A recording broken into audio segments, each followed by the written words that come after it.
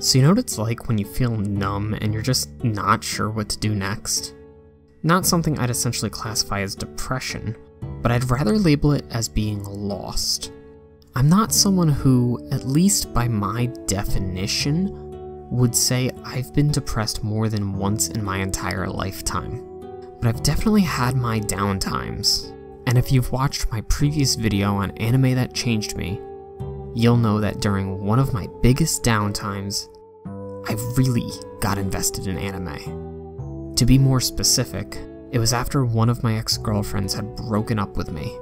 It was probably the most serious relationship that I had been in to that point of my life, and I just felt confused, with the feeling of where do I go from here? I dabbled in watching some anime and decided to pick more up. I needed things to let out my sadness. I escaped into these Japanese cartoons. You see, my breakup with my ex wasn't exactly a terrible experience.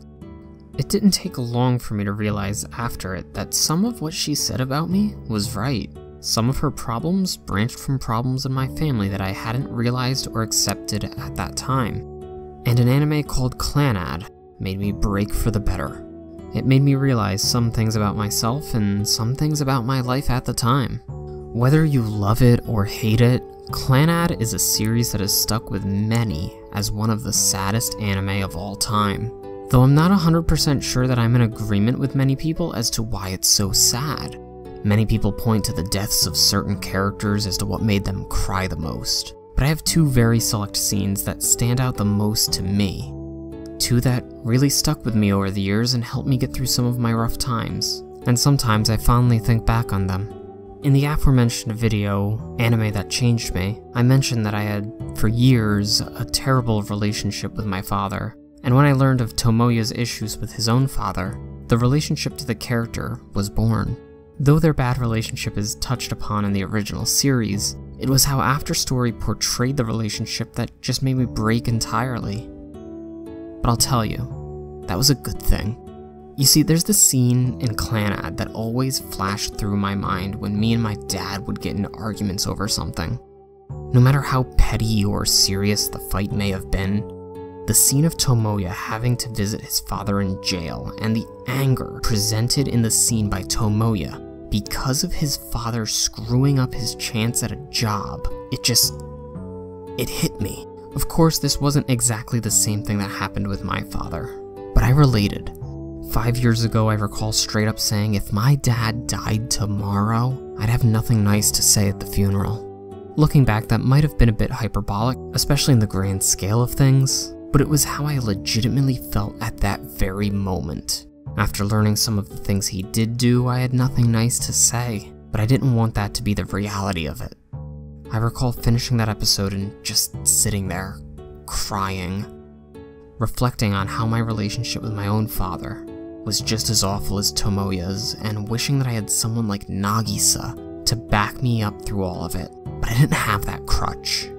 My crutch had just left me because of how bad my situation was. She felt like she was replacing him and doing things that he should be doing. She felt like more of a parent than a girlfriend. And that was hard to take in. Of course, I had other people in my life, but unfortunately I was surrounded primarily by those in the same situation as me. Family that was hurt in similar ways by the same person. So it didn't help that much. So I continued to watch more Clannad since it seemed to get me. Then the show gets to that point where Tomoya's a single father, trying to find himself. Though calling him a father is really inaccurate early on because he does absolutely nothing for Ushio, Tomoya was turning into the asshole he hated with a passion, and that was exactly what I was afraid of myself.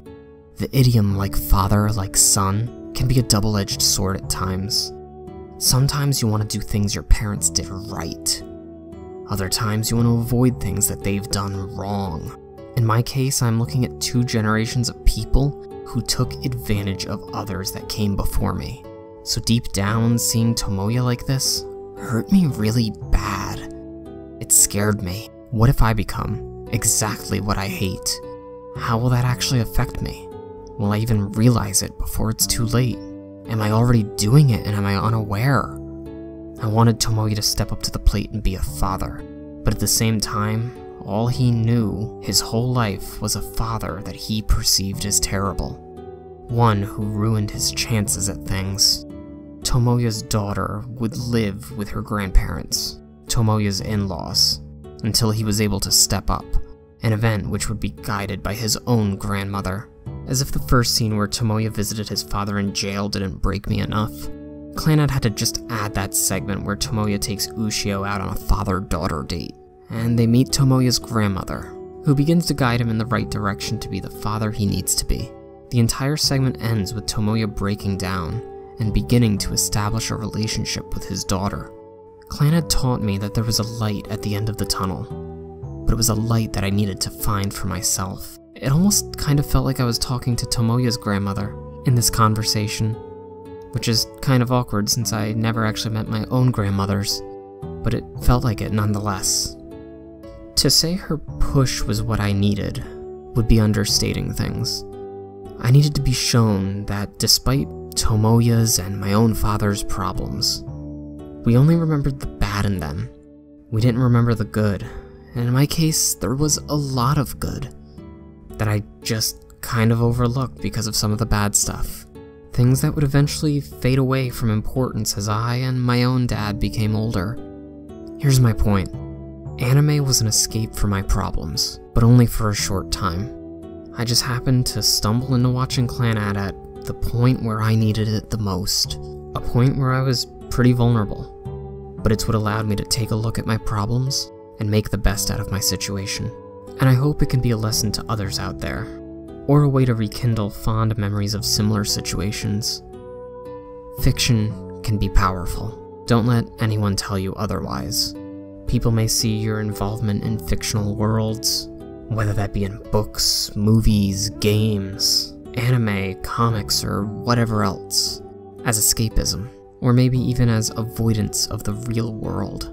But sometimes these fictional stories teach us something about ourselves, our surroundings, and our emotions. Sometimes that's more than what any real person can do. Within reason, escapism can be powerful, especially when the escapism breaks down your walls at the moment you least expect it.